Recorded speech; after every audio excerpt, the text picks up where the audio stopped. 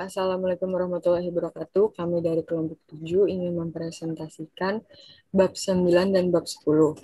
Sebelumnya, kami akan memperkenalkan anggota kami. Pertama, nama saya Salsabila Ivana.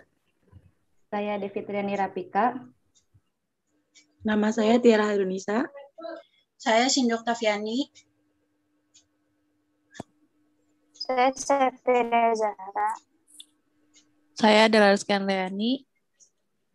Saya Prista Aulia. Oke, mari kita presentasikan materi bab 9 dan bab 10. Akan dibacakan oleh Devitri.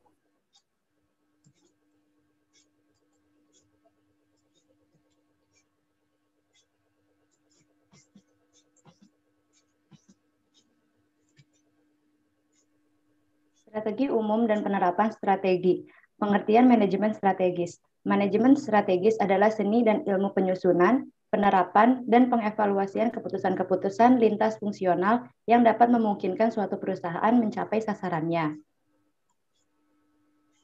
Materi yang akan dibahas kali ini yaitu generik strategi, keuntungan strategis, dan strategi yang dapat digunakan.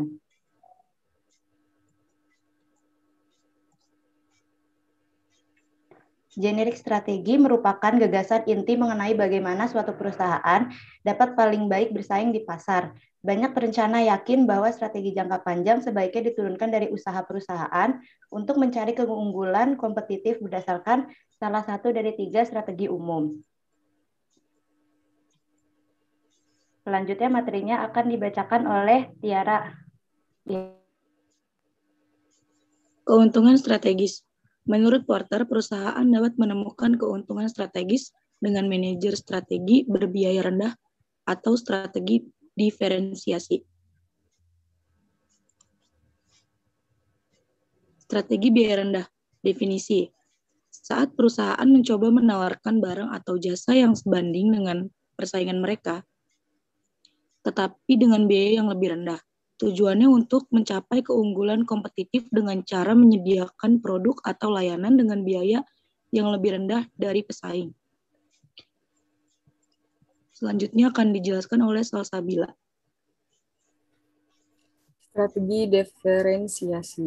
Strategi diferensiasi ini memungkinkan perusahaan mencoba upaya untuk membedakan produknya dari produk pesaingnya.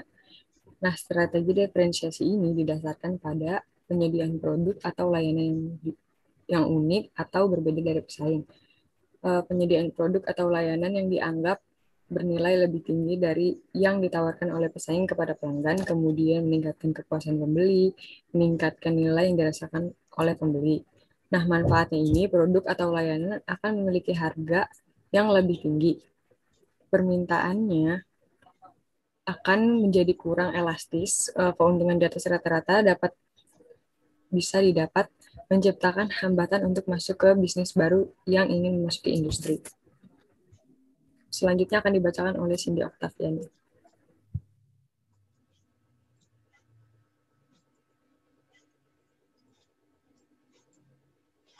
Selanjutnya ada fokus yang luas atau sempit. Manfaat fokus yang luas yang pertama memungkinkan penyebaran risiko di berbagai media untuk memperluas pasar.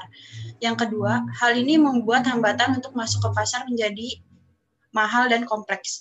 Bagaimana mencapai fokus yang luas? Pertama, mengidentifikasi saluran distribusi yang sesuai di seluruh pasar seperti internet, toko rantai, katalog pesanan lewat pos. Dan yang kedua, identifikasi kebutuhan khusus, persyaratan dan harapan dari saluran tersebut. Menetapkan dukungan finansial yang cukup besar untuk menopang keluasan. Yang ketiga, menganalisis persaingan pasar, terutama harga atau pengiriman, menghasilkan produk atau layanan yang memenuhi persyaratan dasar, luas, dan umum pelanggan. Putuskan apakah akan melakukan diferensiasi kepemimpinan biaya dalam ceruk pasar atau segmen ini.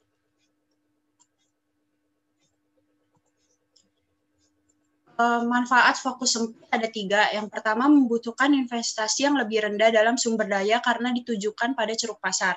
Yang kedua, memungkinkan spesialisasi dan pengetahuan yang lebih besar tentang ceruk pasar. Yang ketiga, membuat masuk ke pasar baru lebih murah dan lebih sederhana. Cara mencapai fokus sempit yaitu yang pertama mengidentifikasi kelompok pelanggan pasar yang sesuai dan ceruk pasarnya. Yang kedua, identifikasi kebutuhan khusus, persyaratan, dan harapan kelompok itu.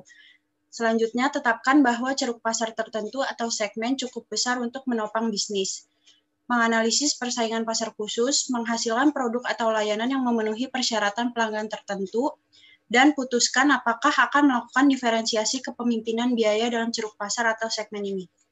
Selanjutnya akan dijelaskan oleh Safira. Berikut strategi yang dapat kita gunakan, yaitu pertama ada strategi hybrid, yang kedua ada diversifikasi, yang ketiga ada go internasional, selanjutnya ada tumbuh dengan akuisisi, lalu ada bentuk usaha patungan, likuidasi dan retrench. Next.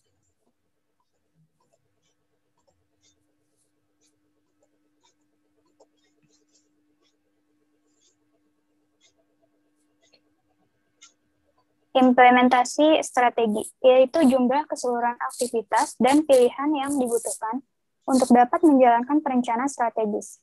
Dapat diartikan juga sebagai proses di mana beberapa strategi dan kebijakan diubah menjadi tindakan melalui pengembangan program, anggaran, dan prosedur. Pelaksanaannya yaitu tergantung bagaimana korporasi diorganisir. Pihak yang terlibat dalam mengimplementasikan strategi mungkin akan lebih banyak dibandingkan dengan mereka yang merumuskan strategi. Next in.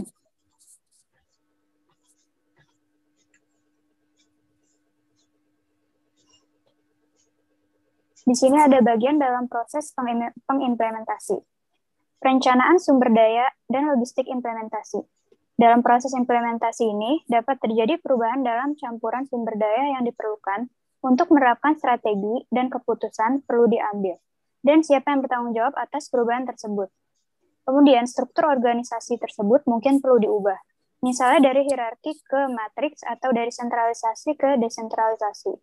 Dan yang terakhir, sistem yang digunakan untuk mengelola organisasi dapat ditingkatkan. Sistem ini memberikan informasi dan prosedur operasional yang dibutuhkan dalam organisasi. Materi selanjutnya akan dibacakan oleh Adela. Tampilan kontingensi. Pendekatan alternatif mencerminkan konsep sistem dan pandangan kontingensi, karena pendekatan ini mengakui bahwa ada hubungan antara 4 komponen utama. Pertama, ada peluang lingkungan atau apa yang mungkin dilakukan organisasi. Kedua, kemampuan dan sumber daya, apa yang organisasi secara realistis dapat lakukan. Ketiga, ada tanggung jawab kepada masyarakat atau apa yang harus dilakukan organisasi. Dan yang terakhir ada kepentingan dan keinginan manajerial atau apa yang organisasi ingin lakukan. Next.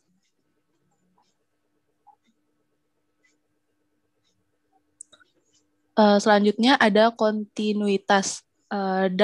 Menurut Duff, 1998 menjelaskan beberapa fitur dari perubahan bertahap semacam ini dari waktu ke waktu.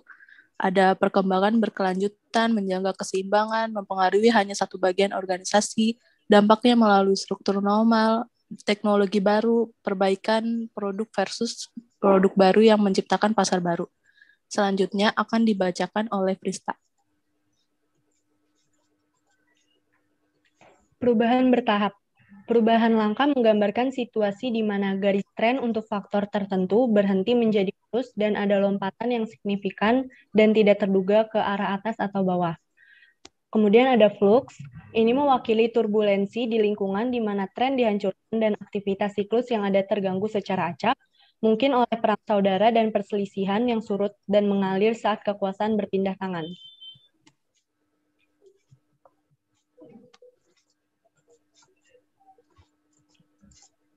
Perubahan transformasional. Untuk mencairkan saat ini, mempengaruhi perubahan dan membekukan kembali perubahan masa depan. Ini biasanya melibatkan 1. Frame breaking burst, 2. Seluruh organisasi menciptakan struktur baru, 3. Teknologi terobosan, dan yang keempat mencapai keseimbangan baru.